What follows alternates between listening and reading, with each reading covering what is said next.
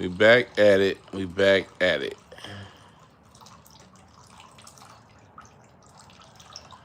That's not piss. That's me pouring some wine.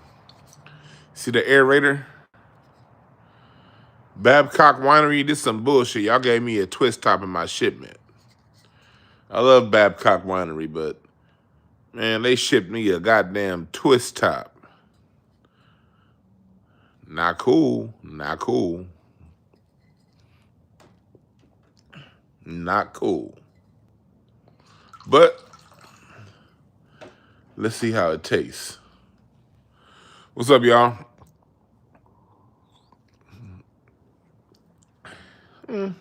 Not bad. Not their best. Not their best. But not bad. Western Sky. What is this?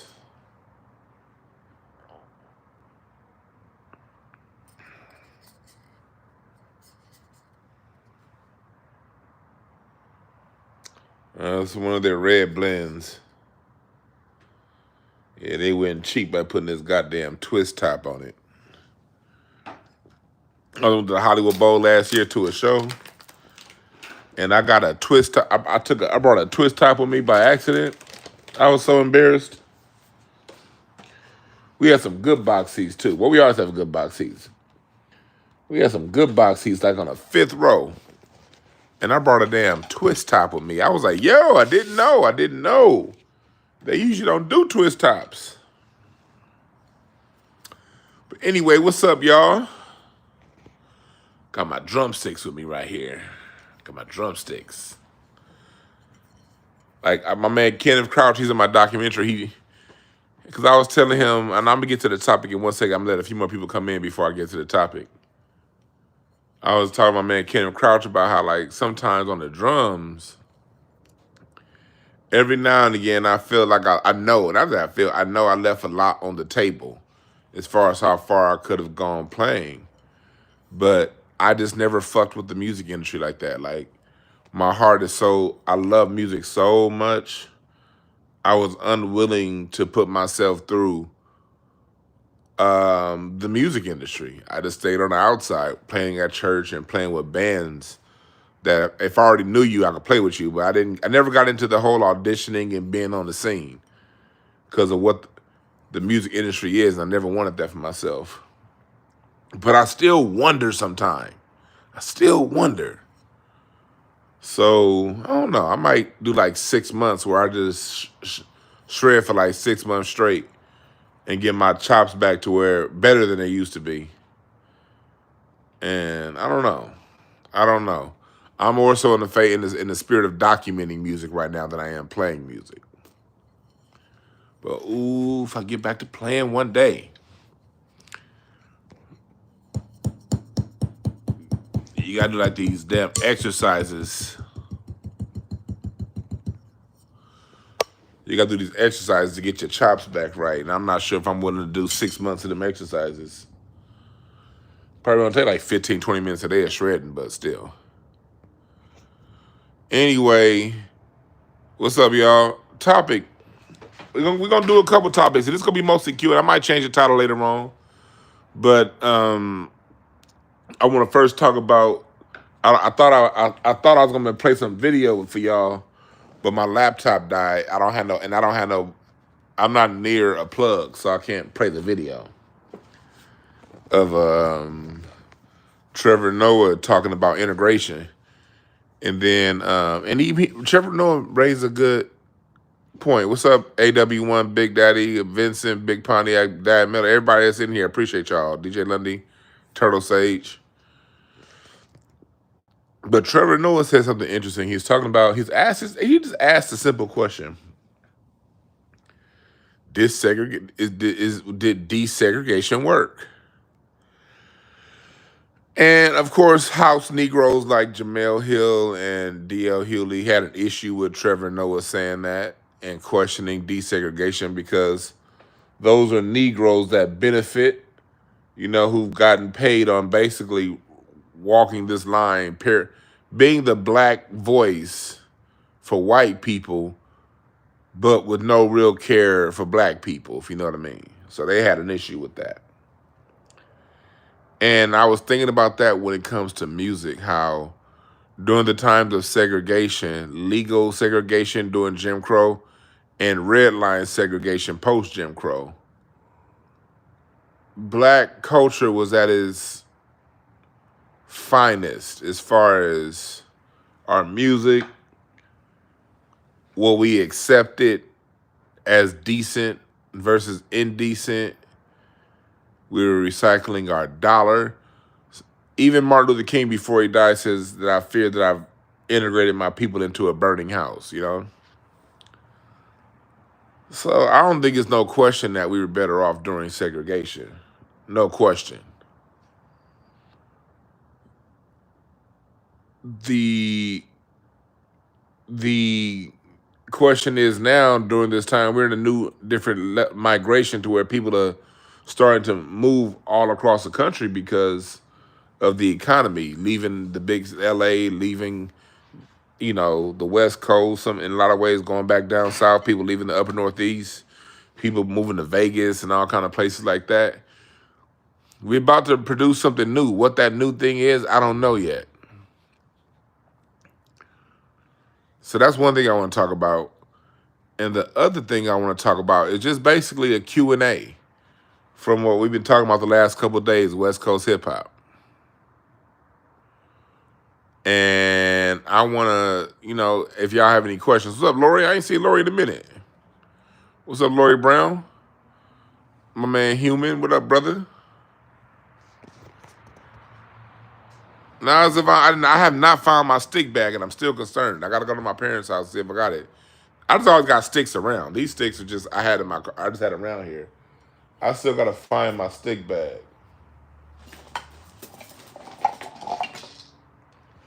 But when I was recording my sample packs last, man, this wood block sound good, don't it?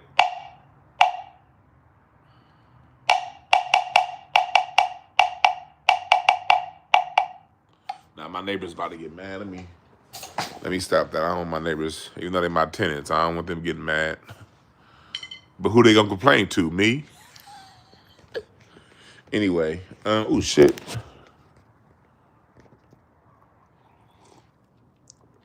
Oh shit. Oh shit. Woo! You ever had someone go down the wrong pipe? Ooh. Yeah. But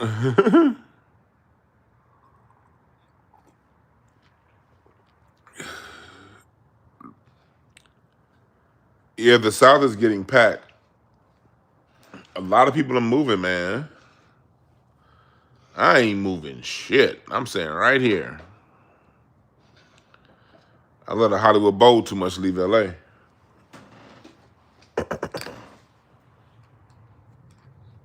Yeah.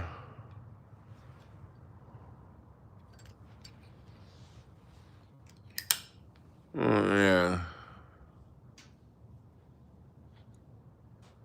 Somebody said butchery on DR. Good luck, EA.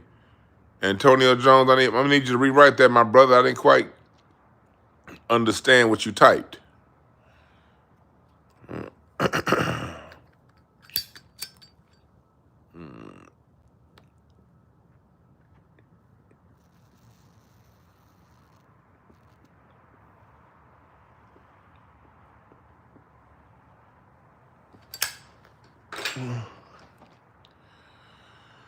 But there's a new thing going on here in America right now where you're seeing black neighborhoods get infiltrated by other groups.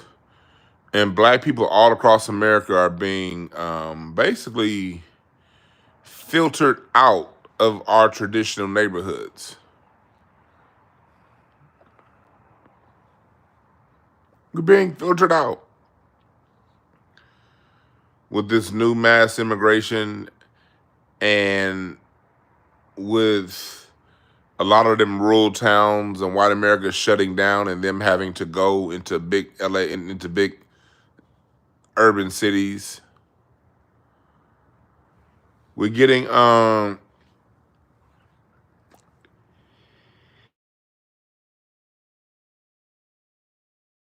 somebody calling me.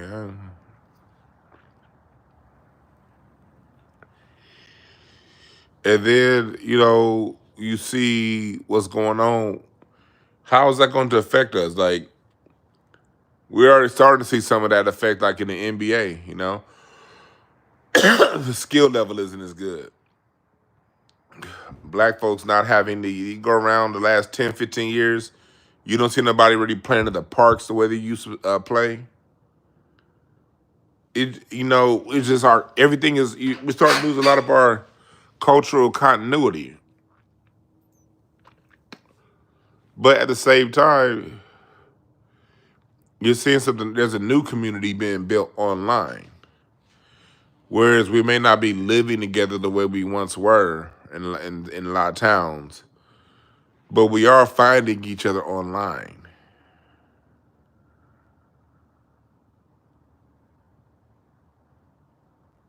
What's up, Ty Ingram?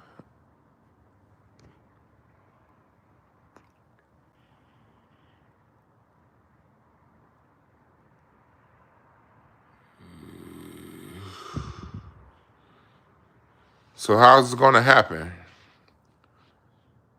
Somebody said not exclusive to black communities. Well, this conversation is exclusive to black communities. And if you don't like that, you can get the fuck out.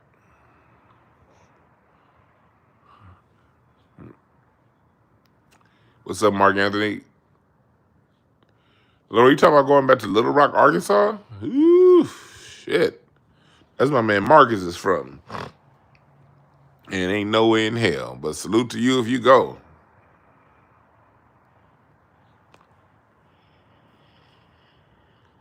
Good job, human.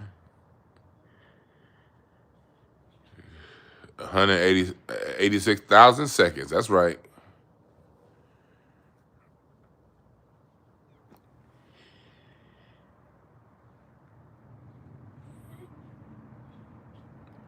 How is this going to work out? I couldn't. Uh,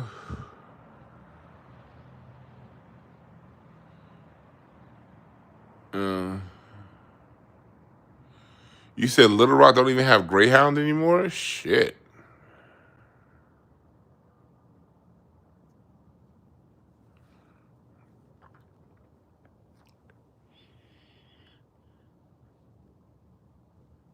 Yes, they ain't got Greyhound. God damn.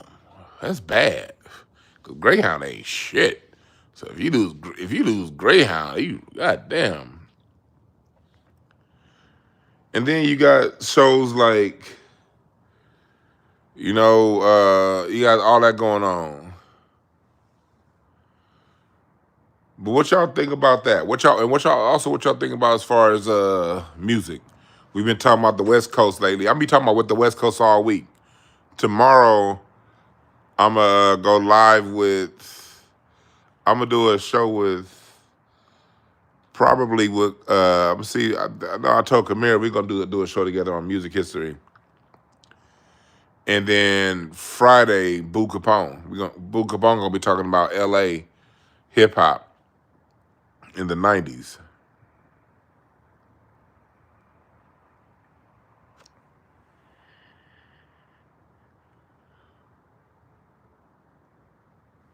What y'all think about what we was talking about earlier, as far as like the West Coast, the hip hop? Yeah, Boo. Yeah.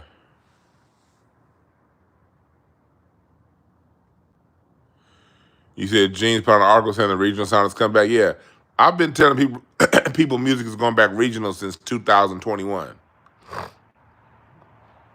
Everything has to go back to its original archetype. Everything.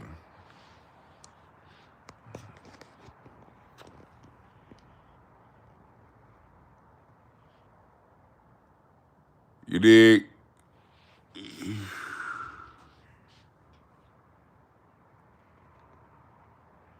Let me see.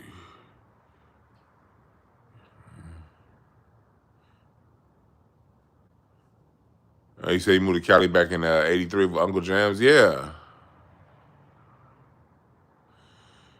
Yeah, I'm not moving anywhere where I can't drive to the beach, and I'm 15. I could be at the beach in 15 minutes. Could be in the mountains in an hour and a half.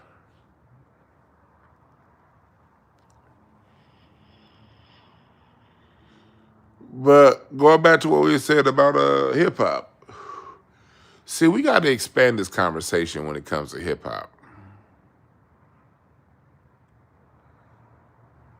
We got to set the record straight. A lot of people, they think you just bullshit. They thought I was bullshitting, especially people like Chuck D. And I'm gonna keep using Chuck D as an example, because he shouldn't have came on my goddamn Twitter talking that shit.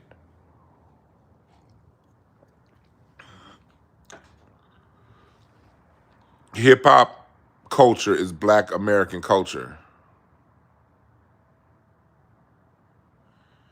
Hip hop culture is Black American culture. It's a Black American. It's one of our cultures. It's a subsect of Black American culture. It's a subsect. It's a derivative of Black American culture. The same way, you know, a lot of your. It's one of our. It's one of the musics that express a generation. It's the culture of Generation X. It's the culture of generation of a lot of millennials in the inner city. But rockers are also our culture. They're just an aspect of our culture that the white folks gravitated to, you know? Hip hop is the aspect of our culture that people from Latin America and the Caribbean gravitate towards.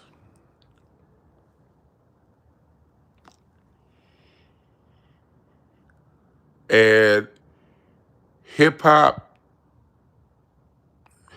the whole out of New York thing is bullshit. The groundworks for the hip hop culture were not completely laid in New York. And that's pissing a lot of people off.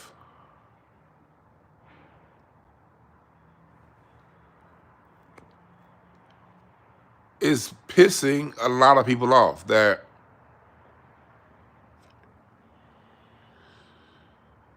they could disagree, you know, they could disagree that it can't be trolling, all right? They could disagree that it can't troll. They could disagree that it can't troll. But yeah, Alex B, this is Black American culture. Now, get the fuck out of here. America adopts what Black America does.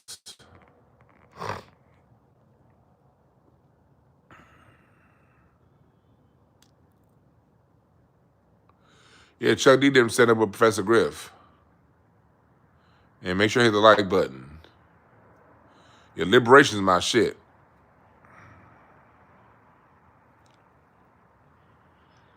Liberation is my shit. But hip hop culture is a subsect of Black culture. And what happens is, what's been happening is you guys have been getting lied to.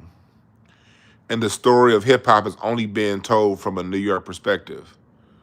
Let me tell y'all something. If hip hop stayed a New York thing, it would have gone at best the way of go-go. At best. It probably wouldn't even have sustained itself as long as go-go has in DC.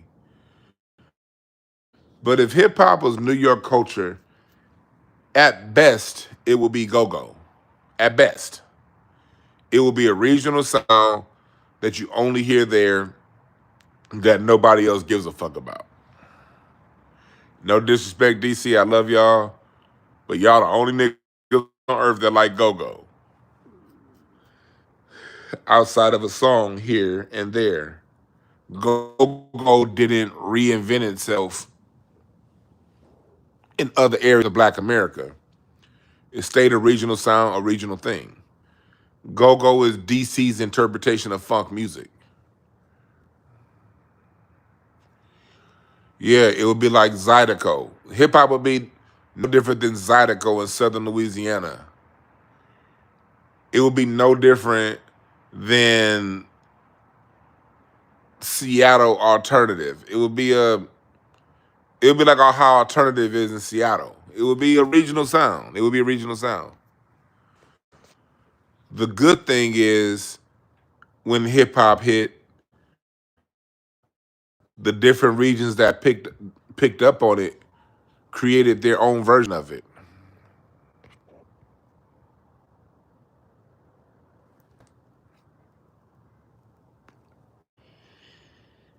and cultivated it and grew it. No, not Josh Johnson, not Motown or Detroit. Motown went worldwide. Motown was not regional. Motown's a worldwide sound. Go-Go is not. Motown's a worldwide sound. Zydeco is not. Those are regional sounds. If hip hop stayed in New York, it would be a regional sound. It would be like, let's go to New York and hear some hip hop. But what happened was when LA picked up on it, LA did something that New York didn't do. And that's turned hip hop into a business that didn't steal from people. See, when they opened up Sugar Hill Records definitely, created by Sylvia Robinson, they put it out there for the world, and those artists on Sugar Hill Records was broke as fuck.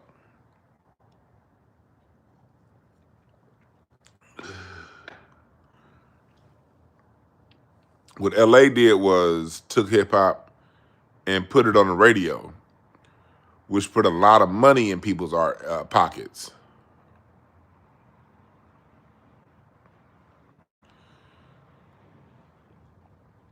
Hip hop did not grow in New York. It grew when it left New York. New Yorkers too busy goddamn fighting each other and talking all kind of dumb shit for it to grow.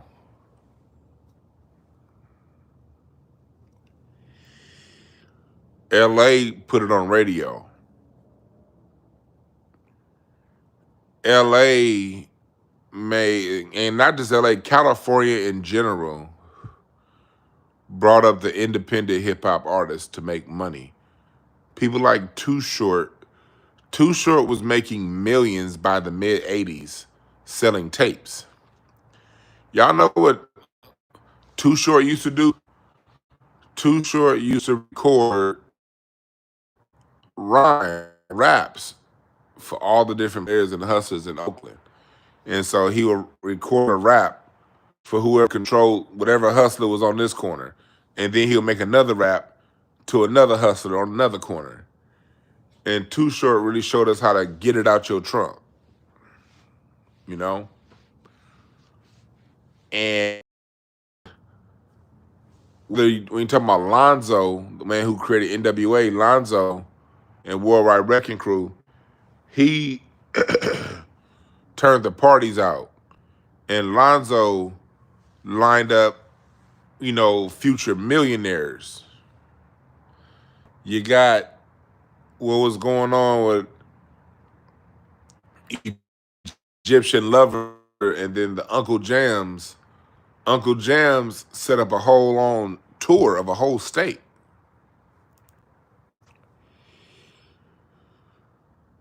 LA, one thing about LA hip hop, one thing that we did, LA hip hop is more in alignment with the funk than it is New York.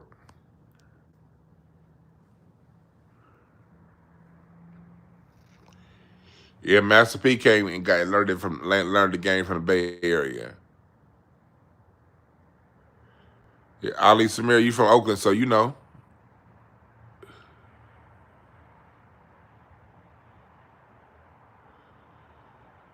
So there are things that LA did that New York didn't do to expand not only the sound, but also the business of hip hop. And a lot of those principles, the South adapted and then put their own thing on it. The South wasn't imitating New York. The South was doing the South. But at the same time, the South had a really good, especially Texas, had a really good relationship with LA.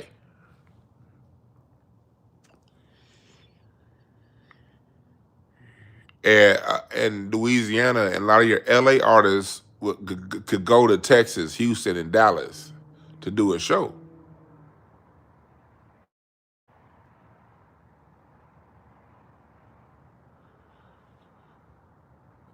So True Bleed, Philly is gonna have to speak. That's a good question. What about Philly? Philly's gonna have to speak up for itself. It's too many black people in Philly for Philly to be so goddamn quiet. I don't know the hip hop scene in Philly like that. I know the Roots. I love Philly's music scene. I know State Property, but they gave all their shit to New York. State Property, they went. They Jay-Z came down, and Philly let Jay-Z take over.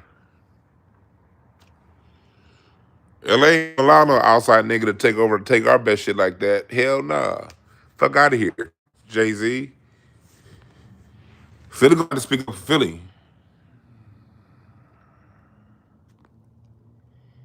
And I would love for Philly to speak up for Philly because Philly has a great Philly's music history.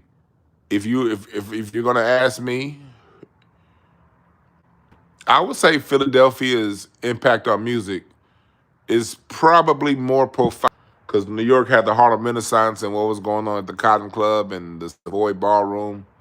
So as far as putting the music out to the world, New York has the better influence. But as far as creating the music and the soul of the music, probably Philadelphia.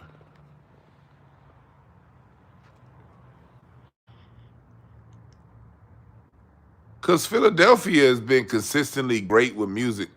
So you got to understand the church, the gospel, that started in Philly, not the South, not New York.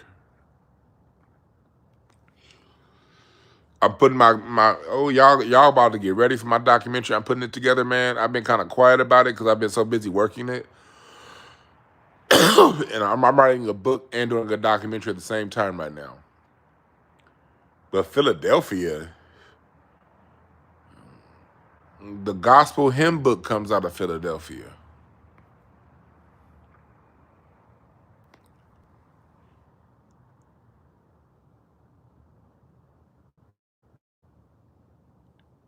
Philadelphia makes the music.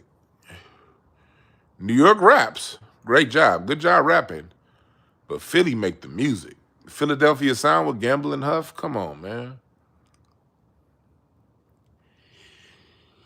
The Philadelphia sound, the Gamble and Huff ears probably has just as much of an impact on music as Motown.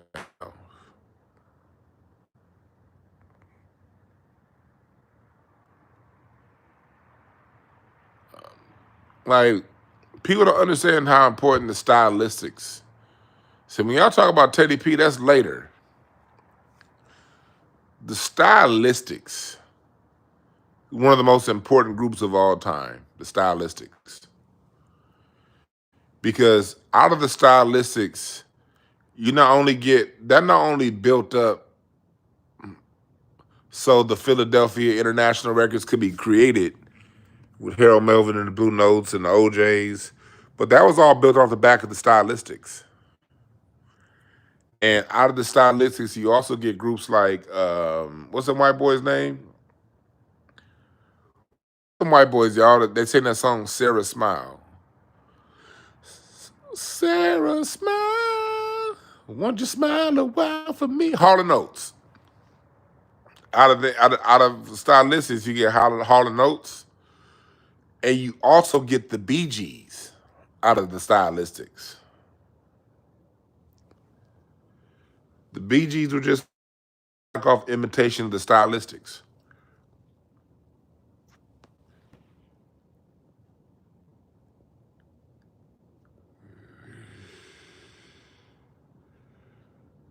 Yeah, Frankie Beverly's Philly.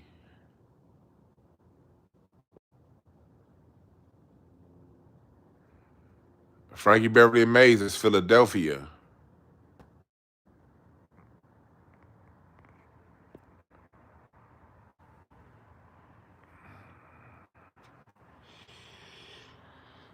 America has such a rich, diverse musical history. That's why I think it's just so, it is so disrespectful. Let's just talk about how disrespectful it is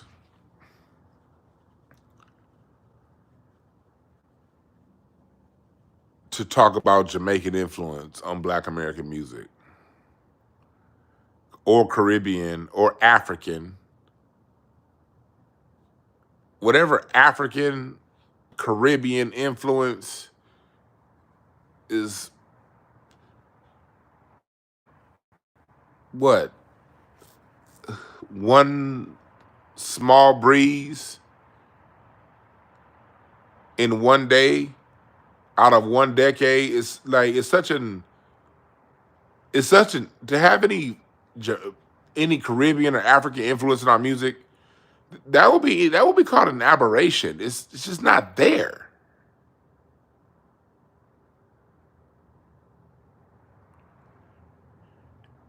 We don't count our music the same. We count it different. We use a different scale. We use different instruments, and the instruments that they use, they adapted from us. Like when you're talking about, yeah, they have the piano. When you talk about the drum set, that's ours. The saxophone, all that stuff, that's ours. The bass guitar, that's ours. The electric guitar, that's ours. That's us.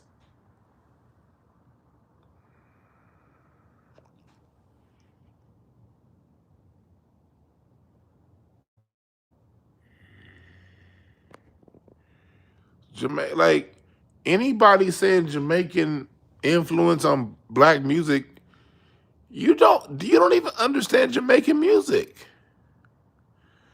The reason why it's so easy for me to talk about that is because I know Jamaican music. I'm not talking about reggae and ska.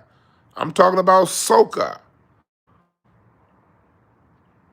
I know that Jamaica got the steel drums from Trinidad. I know that native Jamaican music uses a merengue box with the 5-note pentatonic African scale.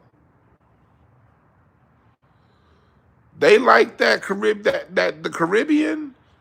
They got this own. They do everything. They like, yeah. Jamaica got most of Trinidad. The two biggest musical centers in the Caribbean are Trinidad and Cuba. If you're gonna talk about Caribbean music, you gotta talk about Trinidad and you gotta talk about Cuba. Those are the two musical hubs in the Caribbean. They got that Mento shit up there in Jamaica. Cuba is the crown jewel of the Caribbean when it comes to music. Cuba.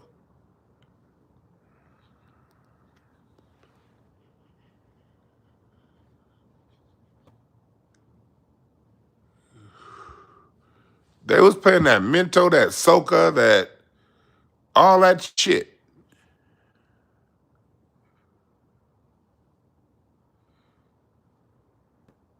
They had steel drums, timbales. That's their shit.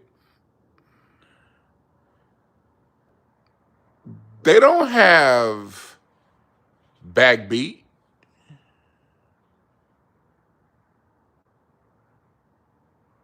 You know, Jamaicans do calypso. All that whole goddamn Caribbean does calypso. And I played for a few different Caribbean bands, calypso bands. That calypso shit fun to play too on the drums. There's so much space in calypso. Oh my god, you can go to work playing some fucking calypso on drums.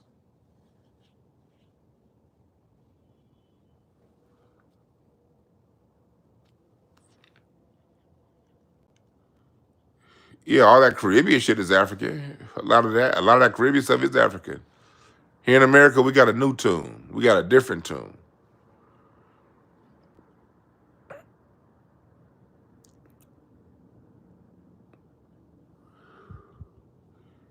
Yeah, the Caribbean, the Africa, y'all got diaspora music. Y'all have the similar instruments. Y'all got similar counting methods. But when it comes to the United States of America, we got backbeat. We play our music on the 2 and the 4. We count our music different in the United States of America than you guys count in the Caribbean and Africa. Africa and Caribbean in 4/4 time count on the 1 and the 3.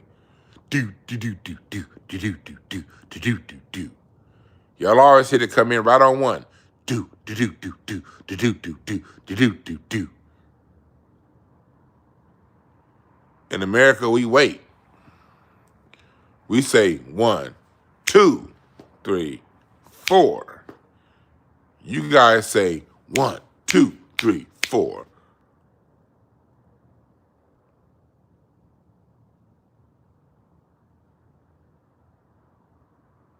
So off top, when y'all go around saying it's all from Africa, no.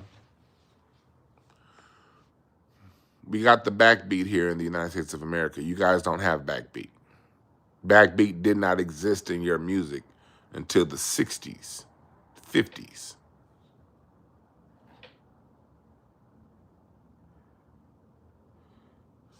You're not going to find the 2 and the 4 in any African music that's recorded, at least.